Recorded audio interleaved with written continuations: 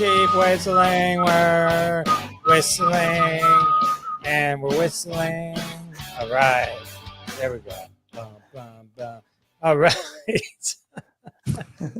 Oh, hello, everybody. Oh, friend of the show, Papa Tony Berardo. Tony, good to see you, man. Tony hasn't been here since he had a baby. He was on baby leave. We give everyone 9 months baby leave before they have to come back. So talk to us, Tone. Tell us what you're up to, and you tell us all about your baby. Yeah. Thanks, man. Thanks for having me on. Yeah, it's been a while. I'm back from maternity leave. Thank you, Jeff. And no, it's cool to be on. I have not, if I'm being honest, I don't watch shows or movies like we used to. We're just back on the rotation. You know, with a newborn, it's hard to even like make it through an episode of Parks and Rec. So it's been tough. But I was able to get in a couple movies to talk about. One in particular, I'm excited to talk about. But yeah, newborn's great. Business is good. The content business is up and going. I did a rebrand of the podcast. It's going really, really well, surprisingly well. So thank you, Jeff, for some of the input that you tossed in. So it's all good, man. I mean, I'm on 2 hours of sleep today, but it's all good. Life is good, man. Dude, you know what's amazing, Tony, and Jeff will reinforce this, that in like 5 years you're gonna wonder how the hell you did this. Like, but you won't remember it. Like, you won't remember how you did it, but you'll be like, I don't understand how I did it. It's a superpower. You have a super. So Tony, like when I had my first kid.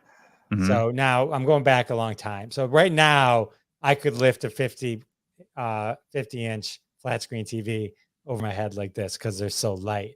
But back in the day, it was a giant 1 foot deep. It was like a thing, but it was 50. And I'm like, all right, I'm going to invest in this. And we're having a baby. And I'm going to watch movies. I'm going to be able to really watch big movies. And all it ended up being was giant baby Einstein, giant Elmo, that became giant Wiggles. And I was like, I never got to see anything at all. That's just the way it is, just the way it goes. And you know, it's so funny too, because even though this whole show is revolving around streaming, so this might be counterintuitive to what we're doing, but it really does make you understand that like TV, movies, they're just not important. They're not important. They take the back burner of, at least in this stage, of a lot of stuff, because even when we do watch a movie, like we just watch The Lion King, the live action one, because it's just a great movie, and we're like, oh, she might. What? Wait a minute. What kind of father are you that you started with the live action one? Well, no, that's a movie where my wife is a huge Disney nut, and she's like, what can like our daughter actually enjoy, maybe, but we'll actually enjoy too, because we've done the Trolls thing, we've done the kiddie cartoon stuff, but we're like, let's actually pick something for us. Anyway, 10 minutes in, no. So we had to go back to like a kiddie, Miss Rachel or Hey Bear or Bluey or something like that to keep her entertained. So it's like we can't even watch a real movie. It has to be a kiddie movie. I was excited for you because there's a whole live action Mufasa prequel that they just announced. There you go. I saw that trailer. Looks actually really good. I'm pretty excited about that. So funny thing about the kids watching the show, so they're going to pick out the worst possible thing ever. I remember very vividly, we were watching A Bug's Life with our kids. Great movie. It's a good movie. What's the one thing they came out from and would imitate after it? The little play where they go, die, die, die. And that's see, I feel like the studios have kind of understood your plight, Tony. Like, and I do think that some of the newer ones, the last say 4 or 5 years, have kind of understood and tried as best they could to kind of put some adult undertones to these movies. Totally. I've noticed. Good movies have always had 2 layers to them. Right? Yeah. I mean, is it enough to carry through adult interest? Usually not.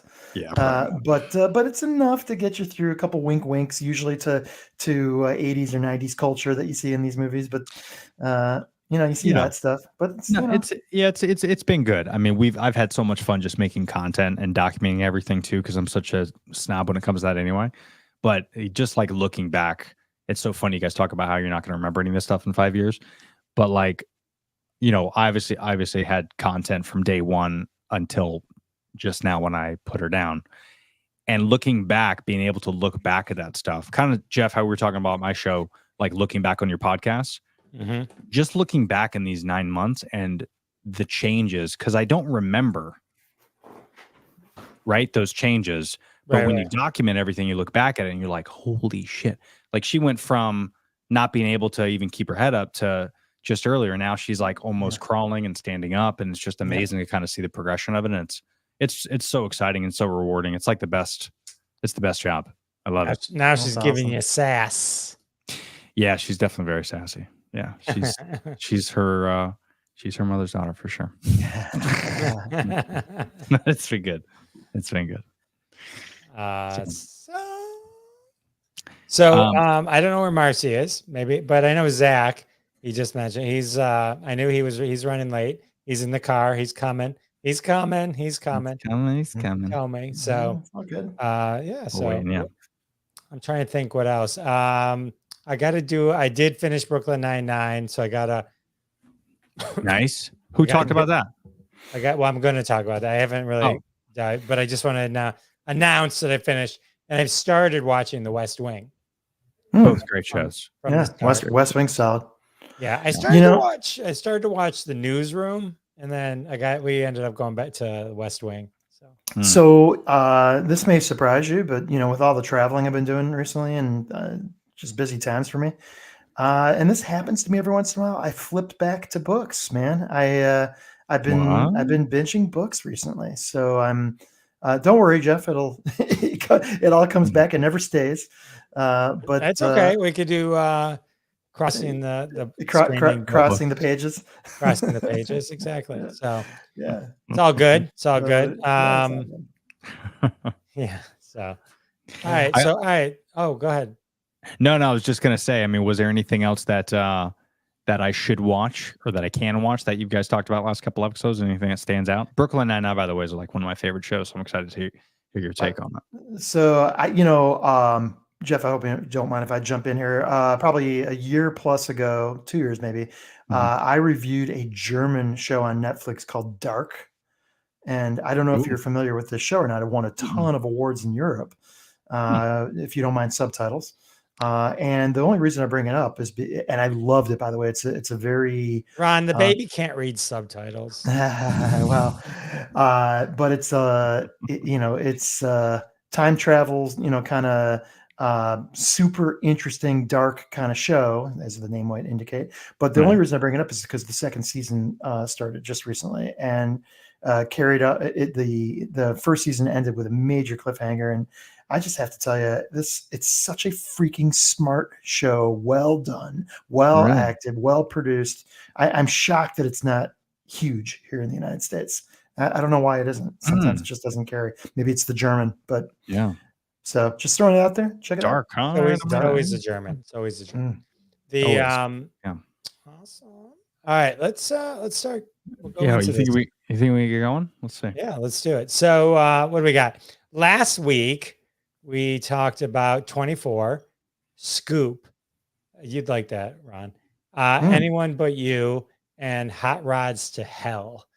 Scoop is the Prince Andrew movie. I know you like royal stuff. I do love royal stuff. That's a great recommendation. I will check that out. It's really good acting. Really good acting. I'm not really into the royal stuff, but I was totally into it. All right. So what are we going to talk about today? If Marcy shows up, we'll talk about Ricky Stanicky again. But I am not hopeful at this point. SISU, we'll decide. Part of the conversation will be how to pronounce that. Baby Reindeer, Late Night with the Devil, and when Zack shows up, Shark Side of the Moon. Oh, wow, that sounds interesting. That's I know it's on Tubi. Oh, I've been watching a lot of Tubi and Freevee and all that kind of stuff. Have you been watching it? I just not that show, but I mean, but you deal with the commercials and deal with all that stuff. You don't mind if it's something I want to watch. I mean, Hulu has commercials. Yeah. So, if it's free, I was gonna say. I mean, when we first found out we were pregnant, I cut back every single streaming service, and I only watch ads now.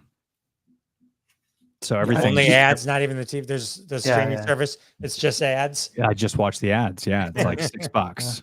Yeah, a month. I'm paying to watch just ads. So I just watched a Hulu show with my daughter, and maybe it's just me, maybe I'm the target market, but every single freaking Hulu ad is about erectile dysfunction, at least for me.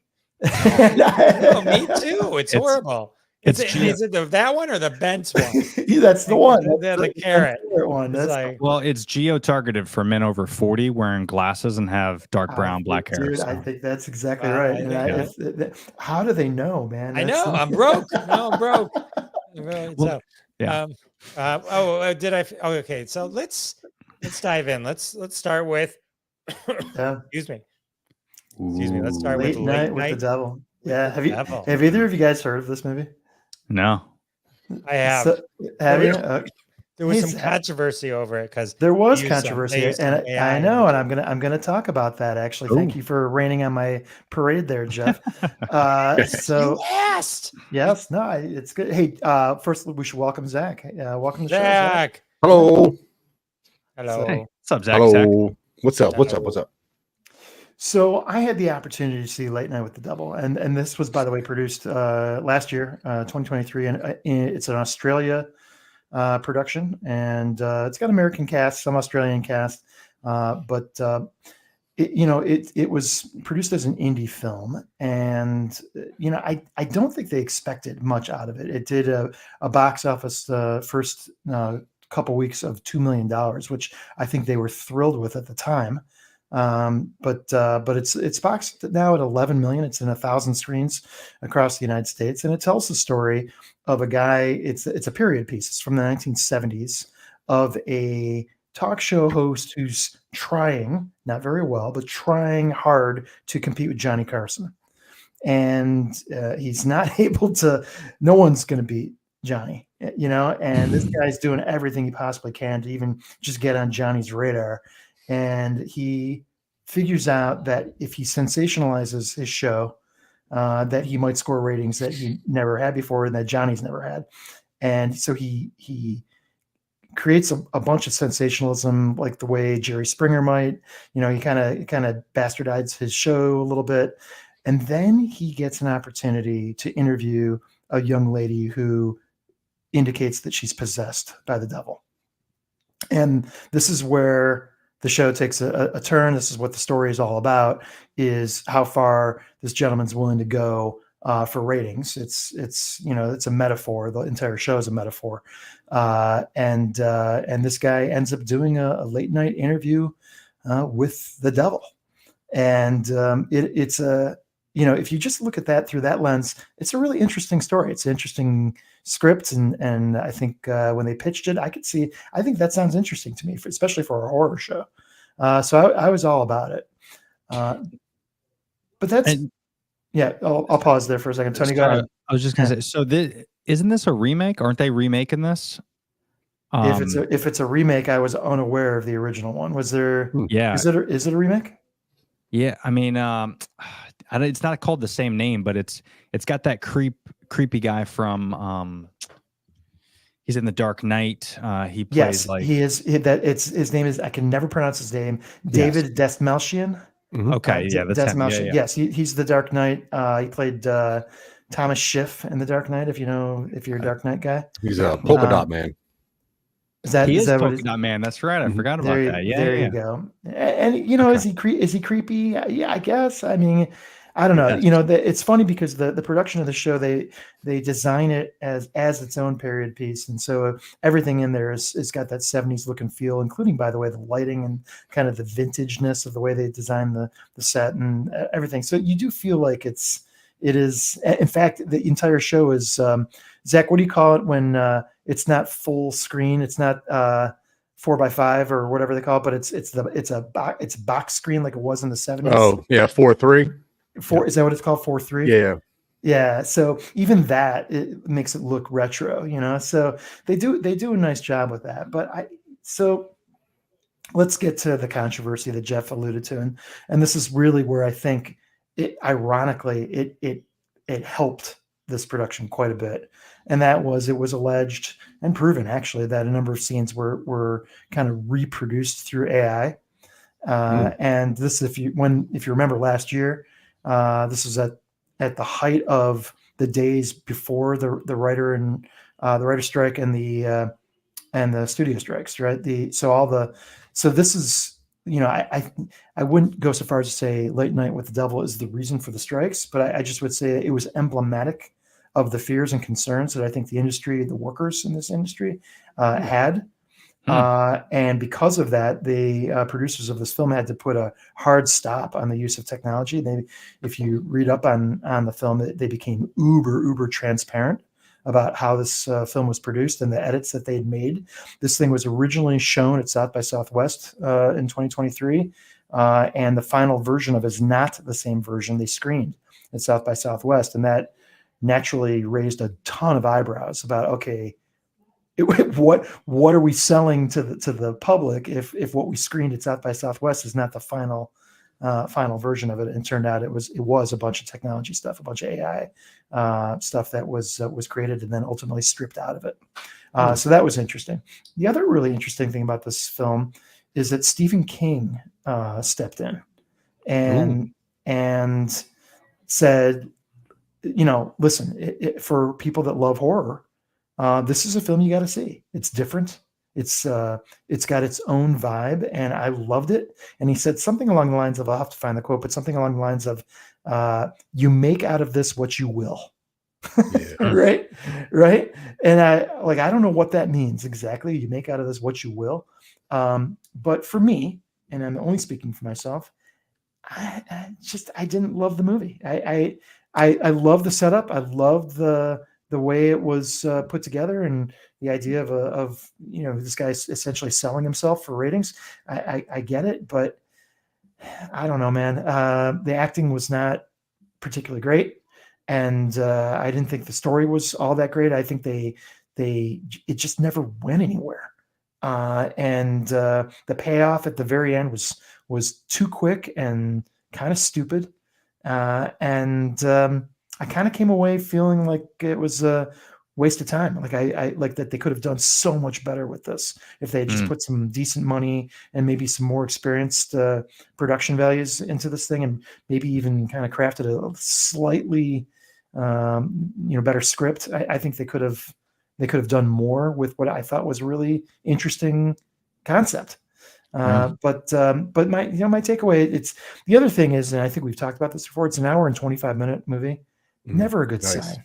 It's never a good sign. I don't think, tell me, Zach, what's the last hour and 25 movie you've seen that was give me some time on that, but I mean, movies don't need to be 2.5 hours. They don't. I agree. Generally speaking, though, it's my observation that movies that are less than an hour and a half, you definitely suffer. They suffer from something, and that's obvious. Yeah. So well, plus, and we're so like spoiled now, right? Like these character arcs that we're used to now. These last like 90-minute movies. Yeah. Here's something that's really funny. Have any of you guys seen the Family Guy episode where Peter is in a movie theater and it's just a series of studio promos? Like, okay, the movie's about to start, and then it's another promo and another promo, and it keeps going, like a total Seth MacFarlane, that the joke never ends. It keeps going and going, and finally you're like, okay, we get it. You can stop now. That's the way this movie begins. Like it's just a series of Australian, UK, and American production companies that kind of had their toe dipped into this pond. And so it goes on and on and on. And you're like, what in holy hell is happening here? Now that's not a good sign. Yeah. So listen, I'll just say this. I give the movie tremendous kudos for its courage. It is a very courageous film. It does stuff that no other film does. It makes you feel strange and like in a way that you are expecting something really horrific and scary about to happen, and you get some of that, but I think they do a nice job getting you set for a big payoff that doesn't really come. And I guess that's my criticism of the film. So Check it out if you're interested in seeing kind of a different lens of horror. I think it's cool, but don't expect you're not getting The Exorcist out of this. It's something different. So check it out. It's still in theaters right now. I saw it. I was able to stream it, which is another conversation I'm interested in having with you guys about how I was able to do that. But maybe later in the show if we have some more time. So, but there it is, Late Night with the Devil. Nice. All right. Good review. It looked beautiful. Like the cinematography of that thing looked stunning. So I was excited to see it. It's a little upsetting that it wasn't great because it seemed like it was going to be like the next big, shocking, cool horror movie. So, yeah. One last thing, Jeff, just out of curiosity, where did you get the slide that you put up for the movie? Because every promo slide you see for Late Night with the Devil has David's head on fire. I don't know. I just Googled it. Yeah, so it's really interesting because everywhere you see this movie being advertised, his head's on fire. So I was like, oh my gosh, where did he get that? I've never seen that slide that Jeff pulled out. Yeah, and talk about courage. I mean, they're using the Godfather font and everything. Like they're doing it great. Gangster. Too funny. All right, what are we going to talk about next? I want to talk about Shark Side of the Moon. I don't want to hear about that. You have my attention. I've been dying to hear about this thing. Okay. So today kind of threw me for a loop. I wasn't planning on working tonight. And a little bit a sneak peek of behind the curtain, right? So there are movies that I watched, and I watch the weirdest stuff. I love movies. I go into every single movie expecting to love it, and I look for reasons to love it, right? So I find a movie that I really like, and then I kind of sit on it for a little bit, and then eventually Jeff asked me to be on the show, and I'm like, oh my god, I got to talk about this thing. And then I watch it again, right? Just to make sure that it's something I really want to talk about. Then I make my wife watch it just so I can get a whole different perspective on what this thing is, right? And then I start writing what I'm going to talk about here. That usually happens the night of the show because I was a little bit discombobulated today. So it's a little bit different. But I actually had my wife write my script and I have not read it yet. So I'm excited to hear what she thinks about this movie. Anyway, so I find movie studios, and Ron, you mentioned how many different studios it takes in the front. Actually, sometimes when you see a lot of studios, that should be a good sign because that's less one person telling somebody how to make it instead of them just giving them money and say, give me credit for it. So now when A24 puts out a movie or something, I'm super interested because I think that as a production studio, awesome, right? When like Amblin has like a studio and you see that name in the front, you're like, all right, cool, I'm in for a ride. When you see Paramount, when I see Asylum, something fun happens in my body, right? Those movies are just so crazy. They have a weird budget and they really have passionate people with just not the right skill set to make it, but enough that it works. So when I saw that Asylum had a movie called Shark Side of the Moon, I'm like, oh my God, I'm already in love with this thing, which led me to go to Asylum's website and started looking at all their movies to see what kind of a production studio this is. I accidentally just typed in shark under the find button. I'm going to read you a couple movies that Asylum makes, such as Mega Shark versus Giant Octopus, Mega Shark versus Crocosaurus, Two-Headed Shark Attack, Sharknado, Three-Headed Shark Attack, Mega Shark versus Mecha Shark, Sharknado 2, the second one, Mega Shark versus Colossus, Sharknado 3, oh hell no, Planet of the Sharks, Sharknado 4, The Fourth Awakens, Ice Sharks, Sharknado 5, Global Swarming, Five-Headed Shark Attack, Empire of the Sharks, which was a sequel to Planet of the Sharks. For some reason, it goes from being a planet to just an empire. No big deal. Six-Headed Shark Attack, Last Sharknado, It's About Time, Megalodon, Shark Waters, and then boom, Shark Side of the Moon. And I'm like, give it to me, right? All right, Shark Side of the Moon. When you think about shark movies, you think about cool things like Jaws, maybe Deep Blue. I don't know, maybe even Shark Boy and Lava Girl. But what you don't think about are sharks on the moon, No one thinks about that. No, Luckily, Asylum's got you covered, right? So basically, what this movie is it goes back into the Soviet War, Cold War era, and there's this Russian scientist that he's training these sharks to do something. Nobody really knows, but there's lasers all over this tank. And another Russian scientist comes up and then knocks this bucket of chum out of his hands, which knocks the lasers off. So now the open waters, right? The sharks are about to get out. Cool thing about these sharks is they have legs and arms. Awesome. I'm so in. And Jeff, if you wouldn't mind just bringing up that cover, the photo of this thing again. Absolutely. This is what I fell in love with. I was like, what? This has an elbow. It's also wearing pants. What? Okay, give it to me. All right. So the sharks finally get out of you could take it off if you want. The sharks finally get out of the tank, and the Russian scientist is like, oh man, we messed up. These sharks are out. I have one solution. And these two scientists run into a spaceship because the sharks are just chasing them. And they just start the spaceship and they fly to the moon. Now we're going to jump forward 40 years to today, right? And these people are like, we're finally going to make it to the moon. Things are awesome. We're astronauts. This is great. And one thing I love about low budget sci-fi films is how they're going to do their spaceship, how they're going to do the jumpsuits, because the spacesuits are just crazy, right? So they get to the moon, and the spacesuits actually look fine, whatever. They get to the moon, and just the ground starts trembling like it's worms from Dune. And all of a sudden, these sharks come out, and they just start running, very slow because low gravity. So just slow running sharks, and then they start chomping people. And then you just see a man and a woman just walking on the moon. They don't have a spacesuit on. The guy has like an oxygen breather, like he's in the hospital. And I'm like, well, what's happening here? Like Dune 2? Kind of like Dune 2. Yeah. So I'm like, well, how are these humans walking on the moon, right? And then I realized that one of those two humans is the pilot from the 80s when they got up to the moon. And then I'm thinking, wait, that's his daughter. How does he have a daughter? What's going on? Right?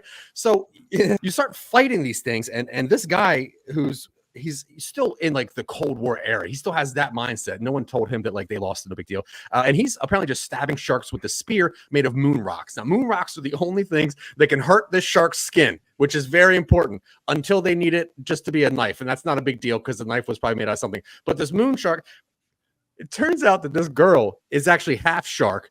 She has gills on her chest, right? Because I think, hooked up with one of these sharks anyway. Now, the main shark, and her name is Scar. She's like the head of all the sharks.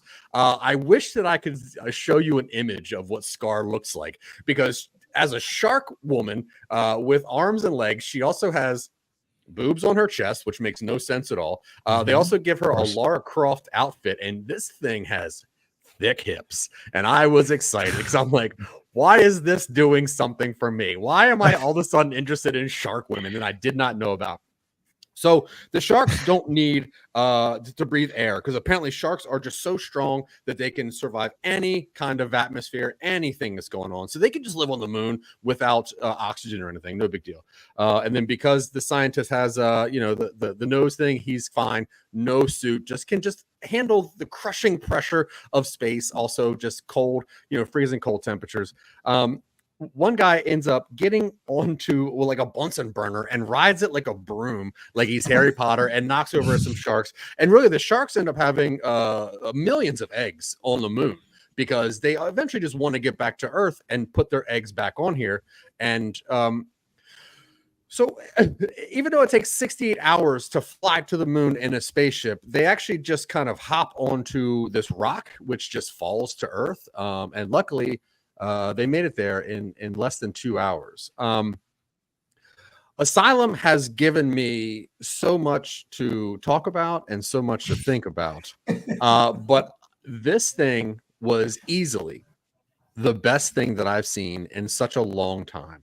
Tubi itself, well, I haven't seen Late Night with the Devil. I haven't seen that yet. But there's something special about people that have a vision and have something special. Like, the reason I didn't say Netflix when it comes to production companies is because Netflix just puts out things for you to put on, not really pay attention to, and go at it, right? Don't do your thing. Asylum puts out things that you really got to think about. Like the fact that they give the shark hips and can let it walk on the moon without any kind of gear or oxygen, stunning. I'm super into it. If you want a fun time, like a Madam Web kind of fun time, or just like a really bad movie that you like to watch with your friends, this is that movie. This is not a movie to go into being like, oh, Dune 2, things are going to change my world. No, it's not that movie. It is a movie that is made from fun, from love, and it should be viewed as such. You can find it on Tubi for free. There's actually a full version on YouTube for free as well. But yeah, Shark Side of the Moon is it is interesting and it is fun. And that's what I want in a movie. I want fun. I want something crazy, and not just two good-looking dudes running on a train, which is every Netflix movie now. So Zach, Oh, yeah. you're talking to somebody who is absolutely in love with the Sharknado series. Yeah. Right. So, Me too. I'm holding this up to Sharknado. What's going to happen? Like, is it right there, or am I going to be disappointed? Well, which Sharknado are you talking about? Like Sharknado 1 or 2? Yeah, 1 and 2. You're going to have a phenomenal time with this. Sharknado 5? No, this thing is no, it's not at that level. I mean, we have a flat out love affair with the entire Sharknado series in this house. But 1 and 2 were religion changing for us. I completely agree, and that's just a little bit of the suisance that Asylum can bring to people's movie viewing worlds. And if you like a Sharknado, if you like ice sharks, if you like sand sharks, if you like moon sharks, the Shark Side of the Moon is that movie for you. I guarantee it. Or dude, and oh god. No, go ahead. I was going to offer them money, but I would prefer not to do that. I was going to say, when that poster, it gives me Street Shark vibes. You remember the cartoon Street Sharks? Hell yeah. Like, and there's a couple of sharks that are like, that. These are tough. Oh, yeah. These are some tough ass sharks. One's a hammerhead, which is awesome. Like, James Gunn said that he was going to use the hammerhead shark in the Suicide Squad, but he could not figure out how to like make that anamorphic and how to make that a likable character. Yeah. Asylum just did it. Asylum did it very easily. So probably for like $20,000 too on a budget. Yeah, easily. I just want to finish with how my wife finished. I'm not going to read my wife's script because it's actually very long now that I saw it. But here's how she ended it.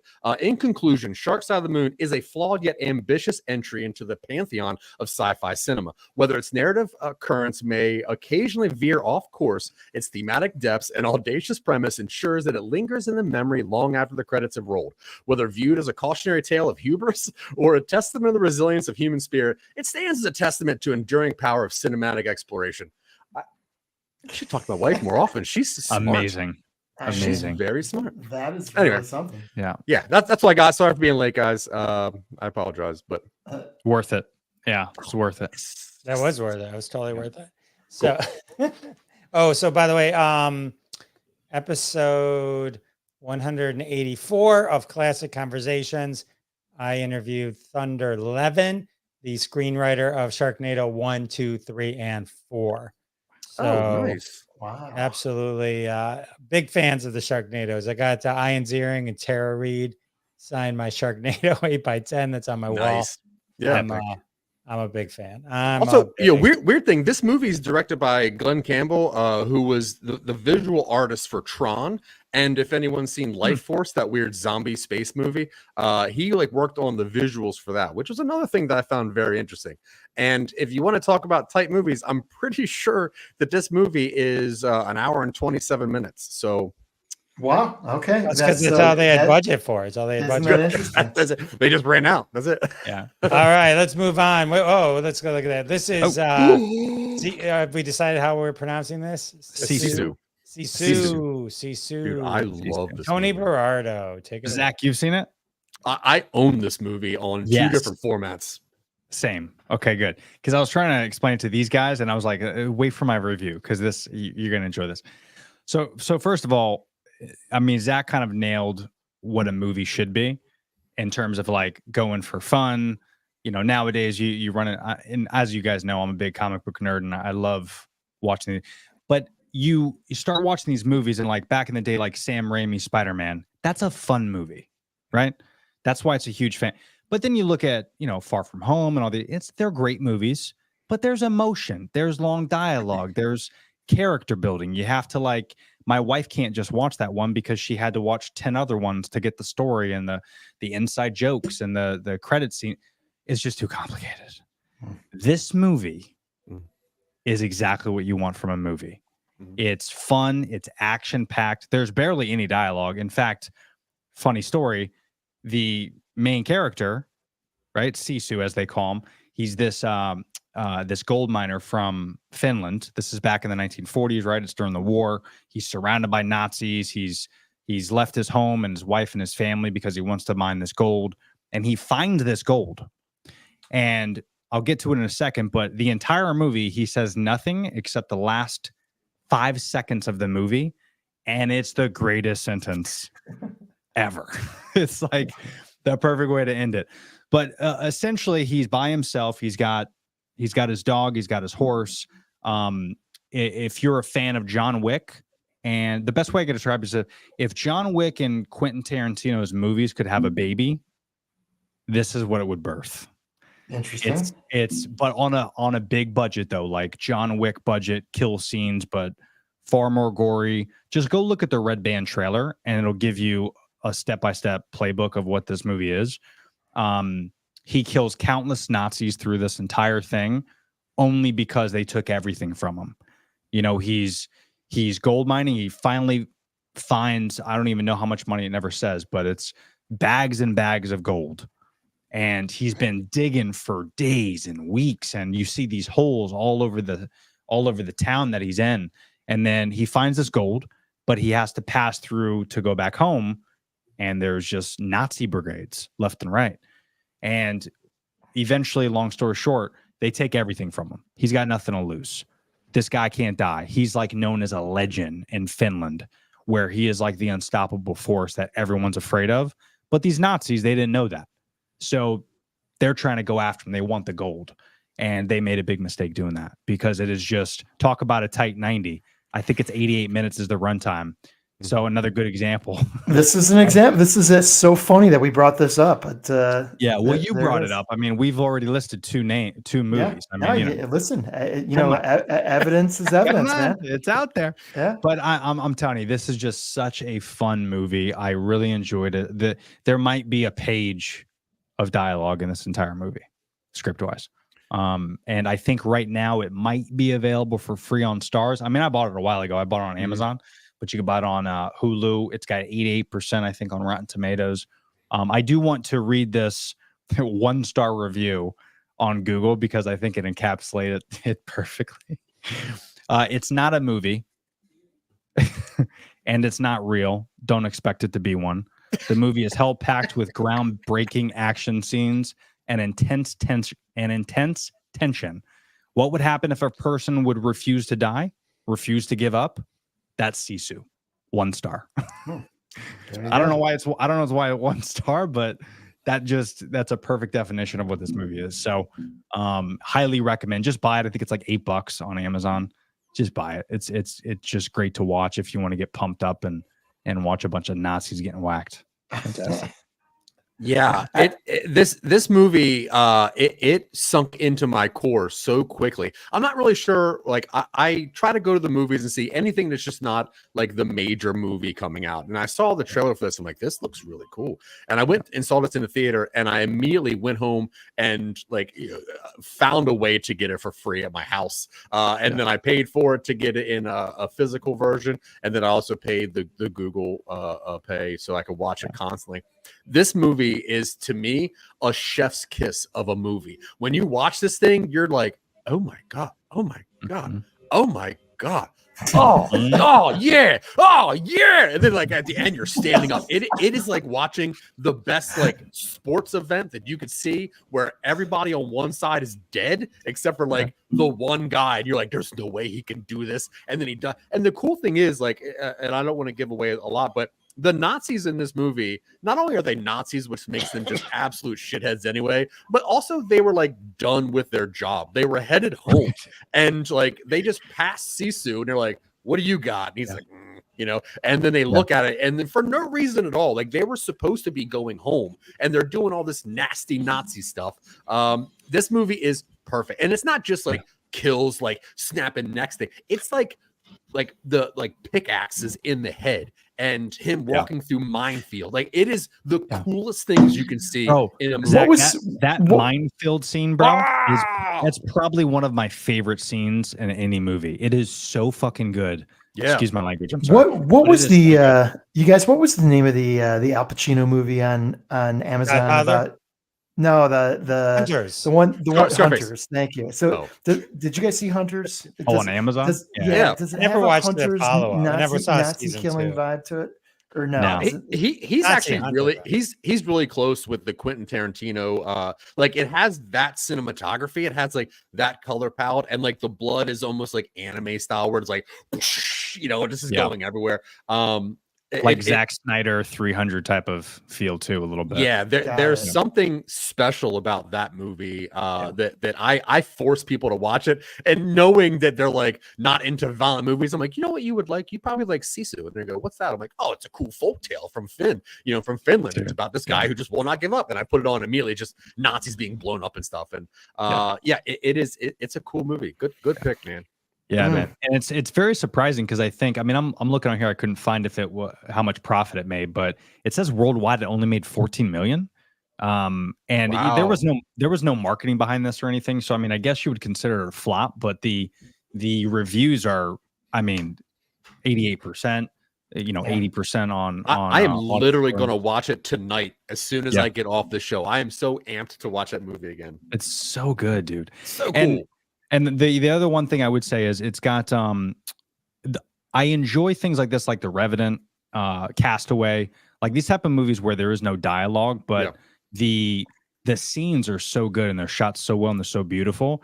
Like, imagine the kind of landscape of what, when you're watching Lord of the Rings, those pan out shots of like the CGI of this vast land. Well, this was not CGI. This was just beautifully shot. In the middle of nowhere. Probably 95% of the movie is in the middle of nowhere, and they're just beautiful shots. A lot of wide shots. There is some tight shots, but mostly wide, where you just get the landscape, you get the feel. The storytelling is done in the shots, and you don't need the dialogue. So it's like beautiful cinematography, and then just Nazis being brutally murdered. And I will say, last thing too, and Zach, you could appreciate this. One of my favorite parts was not just the killing, because that was great, but the defense that he goes on, the links that he does to take bodies and defend himself from bullets, and like that type of creativity, the underwater scene, right, when they were in the lake, like all that stuff is just, it's so good. Just watch it. Yeah, it's worth so good. That reminds me of like Denis Villeneuve recently said that, movies are not for words. Like you shouldn't hear a lot of words in movies. Words are annoying because they tell you what you should be seeing. And the best movies, you should be able to watch a lot of movies on mute and still understand what's going on and just get the vibe and get the feeling. And words are for television shows. Movies are for spectacle. And Sisu is absolute spectacle at its finest point. Yeah. Last thing many words. My wife hated it. FYI, that's the last thing I'll say. So your wives probably won't like it, but who cares? Watch it on your own. All right. Well,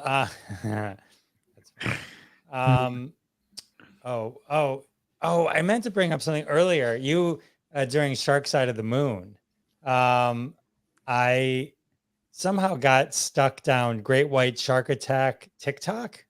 Oh, cool. And I was watching a couple like where it was like, oh my God, where they're telling stories about being attacked by great white sharks and like underwater and like terrifying. I like that you invite me on your show to review a movie and you watch TikTok while I'm reviewing the movie on your show.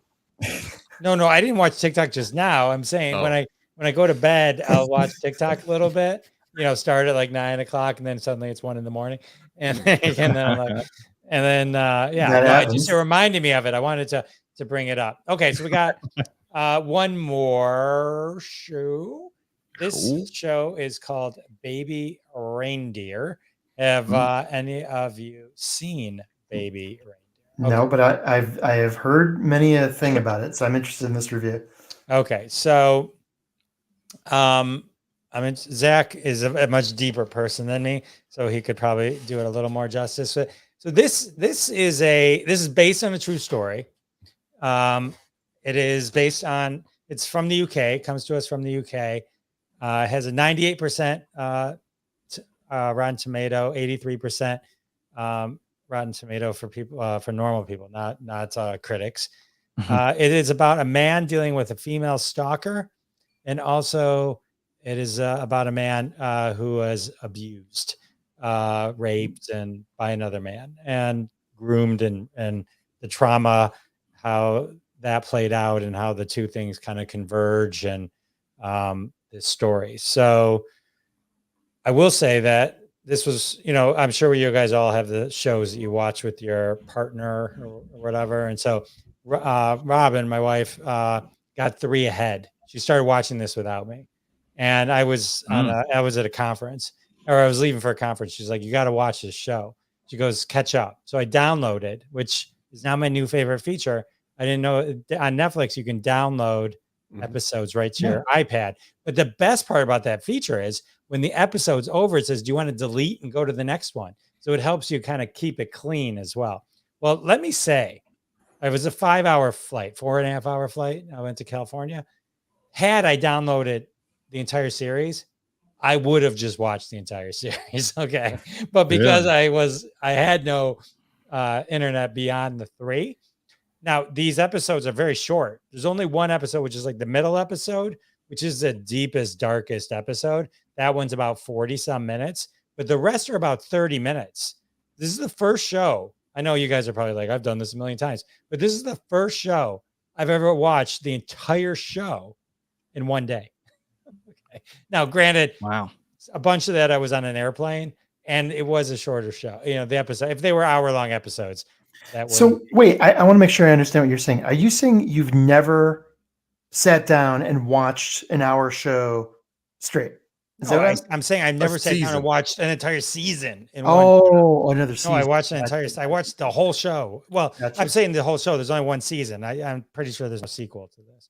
And so this story is about a man who has a stalker, like a stalker.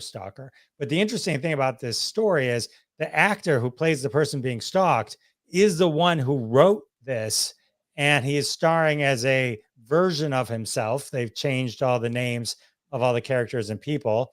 His stalker is a woman named Martha, who in the show, and this is where they kind of tie his, his past and why he let this happen. And because that's part of the discussion is he waited 6 months before he went to the police.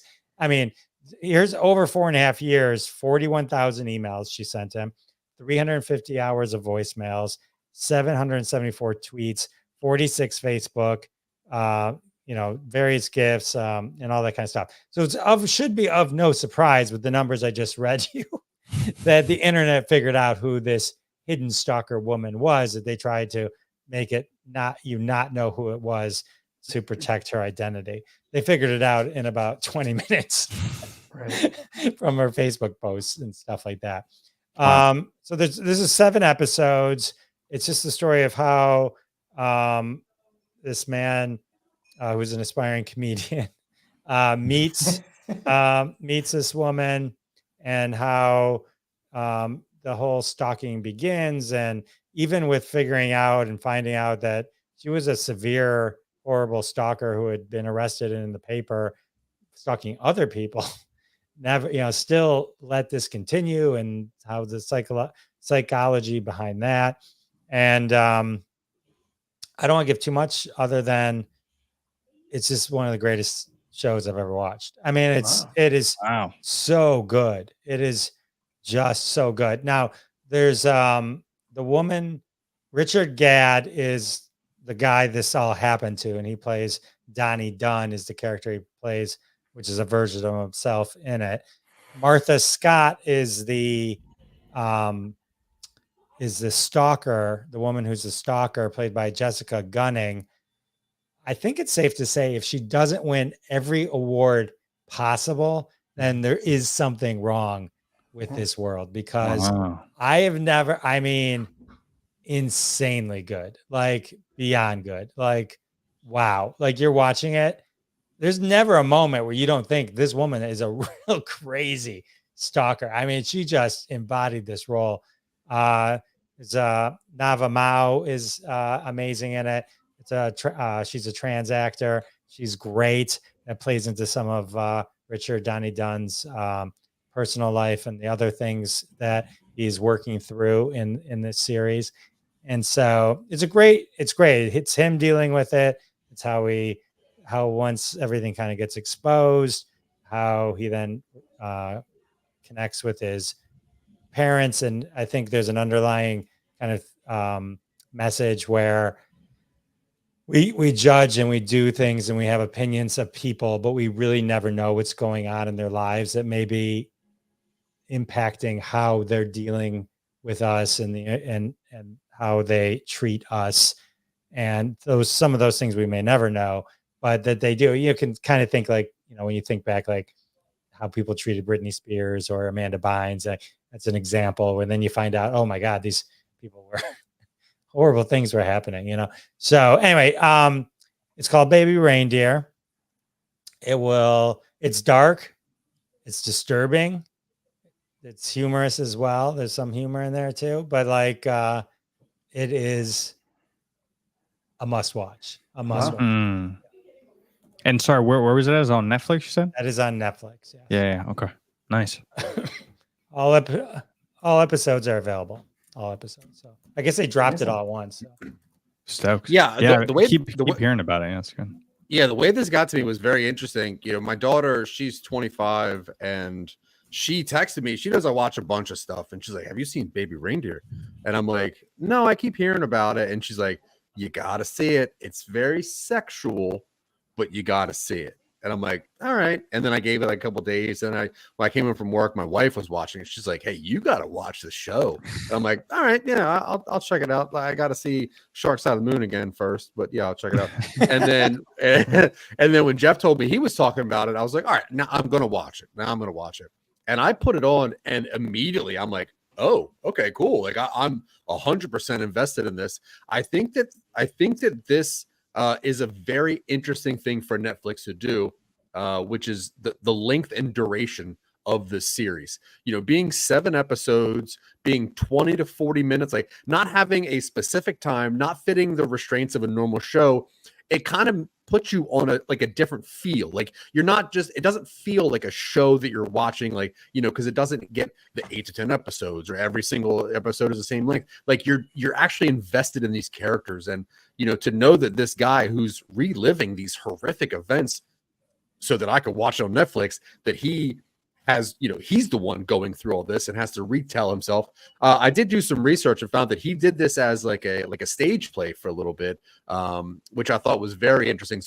And I think that this is a really cool way to subtly take some power back in situations where you feel completely vulnerable and completely powerless. I mean, he has, now one of the most successful shows on Netflix currently, and this thing will win a lot of awards. There's no doubt in my mind this will crush award season, hopefully, if Netflix does this stuff right.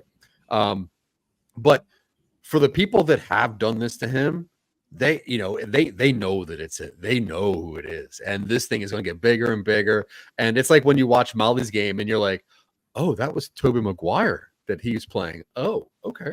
That's cool. It's stuff like that. And you're like, that's how like real stories and real things get told. And I really respect this show. I thought it was absolutely gorgeous and very powerful. It's almost like an anti-cancel movie where it's not just like somebody does something and you drop them. It's like, wait, well, what happened? Like what are they about? What were they feeling? What's going on? And yeah, I completely agree.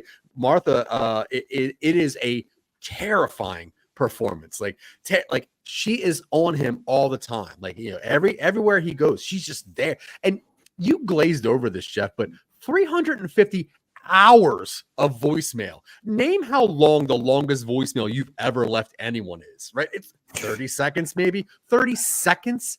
350 you guys haven't, hours. You haven't met my mother. Ron's No mom is jokes? considered a stalker in 7th grade. Sorry, Mom. No jokes. She leaves hours of voicemails. That's funny. She leaves. Yeah, She I leaves think my long mom hates voicemails. me. Yeah, that's funny. Yeah, no, So- I agree with Jeff 100%. This is a must watch. Like, put on episode 1, and if you really don't get through it, whatever. But I guarantee you'll love it. Yeah, You'll love it. Nice. All right. Well, Hmm. I love that. We're at the end. I can't. How'd that happen? Who knows? Who knows? Well, thank you guys. This was fun. Marcy, we hope you're okay. I hope you're okay. Not in a she didn't ditch pay somewhere. for she didn't pay for internet yet. No. Anyway, excuse me while I cough to death.